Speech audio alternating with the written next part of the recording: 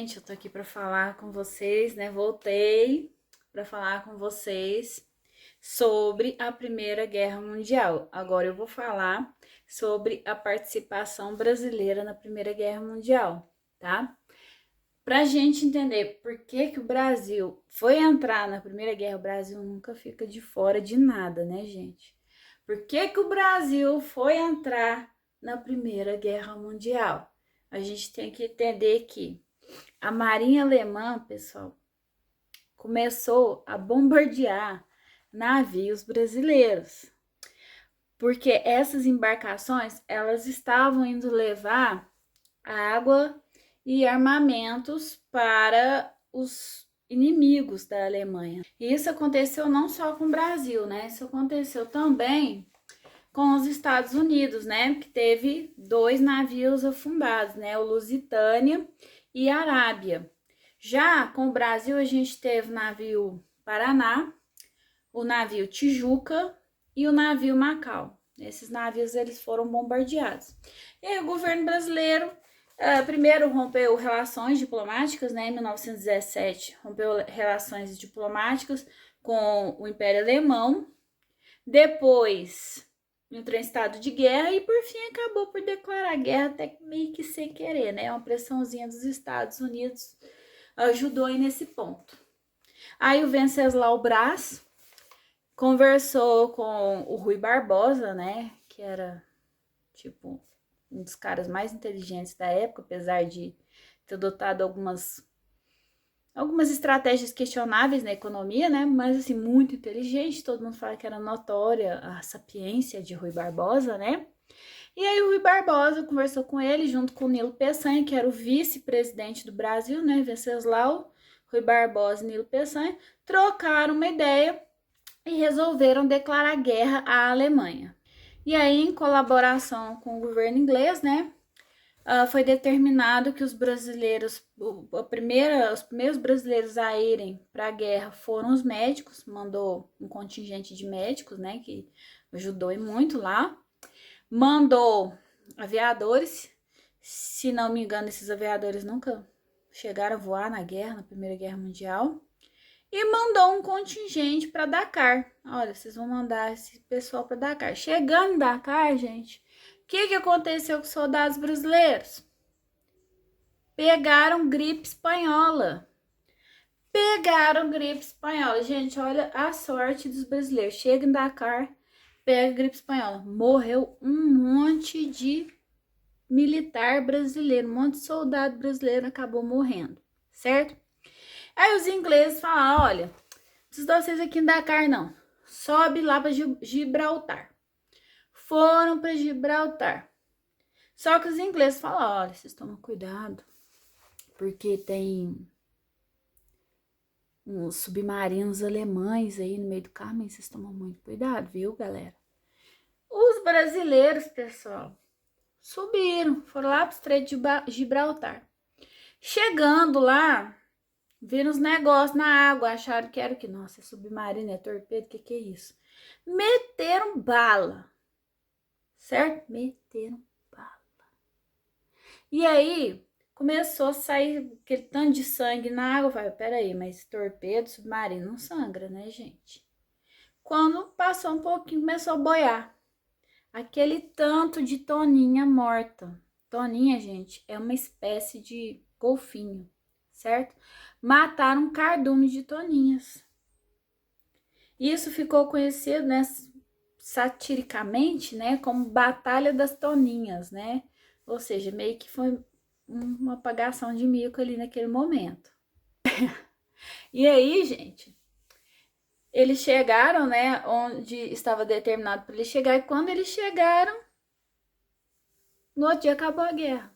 Fim, acabou a guerra. Eles nem lutaram na Primeira Guerra Mundial, assim, eles nem tiveram oportunidade de lutar de fato na Primeira Guerra Mundial. Né? Em 1918 acabou a guerra, eles chegaram lá, acabou a guerra. Né? Eu não sei se... Eu acho que é sorte, né? Porque guerra é um trem tão sofrido, né? Que é melhor que não lute mesmo. E a Primeira Guerra Mundial, gente, né? Ela foi uma guerra extremamente sofrida, né? para a população civil também, não só para os soldados. Pensa, antigamente qual que era o conceito de guerra? Uma nação marcava com outra nação, iam lá para um campo de batalha fora da cidade, para não ter bagunça dentro da cidade, ia para fora da cidade, só soldado contra soldado, e o pessoal lutava, e aí o exército vencedor ganhou, beleza, o outro foi derrotado, acabou. Só que com a Primeira Guerra Mundial, você vai ter, né, a guerra avançando para dentro da cidade, você vai ter bombardeios, você vai ter destruição, você vai ter morte, você vai ter fome, carestia, que é a inflação, o aumento dos preços, racionamento de alimentos, as pessoas ficando fracas, doentes, debilitadas, né?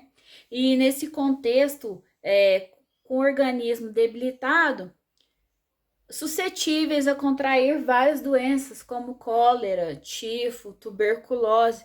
Ou seja, você teve mortandade nesse período de toda sorte, né? Você teve morte por arma de fogo, né, todo tipo de arma, doenças que impactavam, fome, né? A miséria muito grande na Europa desse período.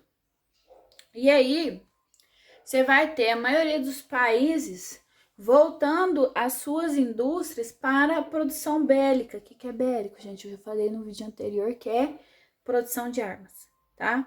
E aí você vai ter os países voltando sua produção para fabricar armas. E muitos homens estando aonde? Nos campos de batalha, né? Na guerra em si. E aí, quem foi para as fábricas construir armas? As mulheres. Então, as mulheres, elas começaram... As mulheres, elas começaram a ingressar cada vez mais nas indústrias para produção de armas, para produção de material bélico. Isso vai gerar a ampliação da luta por direitos, né? Entre eles, o direito de votar. As mulheres vão conquistar o direito ao voto em 1918 no Reino Unido, na Alemanha, na Áustria, em 1919 na Bélgica e em 1920 nos Estados Unidos, né? As mulheres aí lutando por seus direitos. A entrada dos Estados Unidos na guerra, ela vai ser decisiva, né? Porque os Estados Unidos já era ali uma potência. Eles vão entrar no conflito e aí a Alemanha vai acabar ficando isolada, né, dentro dessa guerra, com suas fronteiras isoladas. Em 11 de novembro de 1918, a Alemanha assina um armistício, né, que é meio que um tratado, um acordo de paz. Porque a Alemanha se encontrava numa situação desvantajosa, né? Você tinha cenas de destruição por toda a Europa, né? Cidades destruídas, indústrias, casas, prédios, né? Uma cena de devastação dentro da Europa que levaria muito tempo para a Europa superar, né, essa crise, né, que foi gerada pela Primeira Guerra Mundial.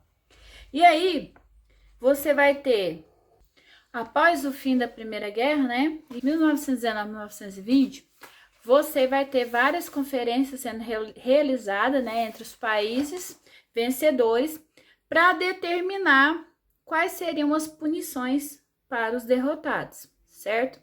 E essas reuniões, elas vão ser realizadas principalmente no Palácio de Versalhes, que fica na França, certo? E o conjunto de decisões tomadas por esses vencedores vai ser chamado de Tratado de Versalhes. Decidiram que a Alemanha deveria reduzir ao mínimo suas forças militares, né? A Alemanha foi proibida de ter armas pesadas, tanques, esse tipo de coisa. Foi obrigada a ressarcir os países, né, que tiveram navios afundados, devolver a região da Alsácia e Lorena. Lembra da Batalha Franco-Prussiana? Por conta da Alsácia e Lorena, que os franceses perderam para a Alemanha? Pois é, os alemães foram obrigados a devolver a região da Alsácia e Lorena, certo? Ceder alguns territórios para a Bélgica, Polônia e Dinamarca, Dividir o império colonial que tinham com a França e a Inglaterra, tá? Que era aquelas colônias na África e na Ásia, certo? Pagar uma indenização bilionária aos vencedores. Foi uma indenização, gente, pesadíssima, tá?